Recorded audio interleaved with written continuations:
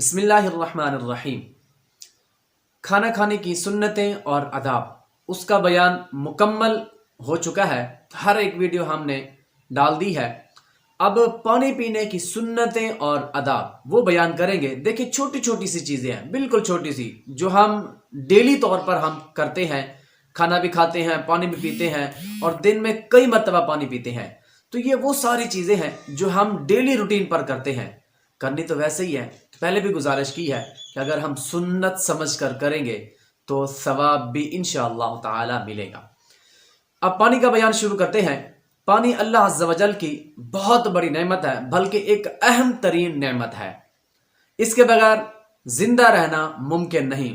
ہر پرندہ، ہر چرندہ، ہر درندہ پانی پیتا ہے۔ انسان بھی پانی پیتا ہے، کافر بھی پانی پیتا ہے، مسلمان بھی پانی پیتا ہے۔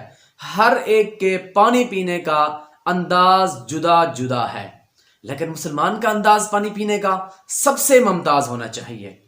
بلکہ مسلمان کا ہر انداز جو ہے، ہر ادا ہمارے پیارے نبی پاک صلی اللہ علیہ وسلم کی سنت کے مطابق ہونا چاہیے۔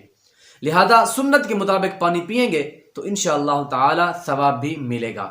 بلکہ ٹھنڈا پانی سنت کی نیت سے پئیں گے تو انشاءاللہ تعالی بہت سارا ثواب بھی ملے گا۔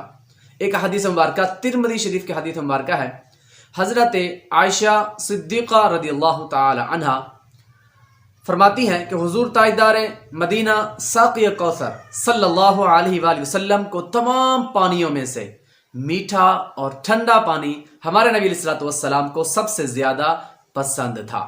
تو آئیے آپ بھی جب پانی پئیں تو نیت کریں کہ یا اللہ عز و جل، میں تیرے پیارے محبوب صلی اللہ علیہ وسلم کی سنت پر عمل کر رہا ہوں، اور ہمارے پیارے مکی مدنی مصطفیٰ صلی اللہ علیہ وسلم کی سنت پر عمل کر رہا ہوں، تو انشاءاللہ تعالی اللہ پاک آپ کو بہت زیادہ نیکیاں اور ثواب بھی عطا فرمائے گا۔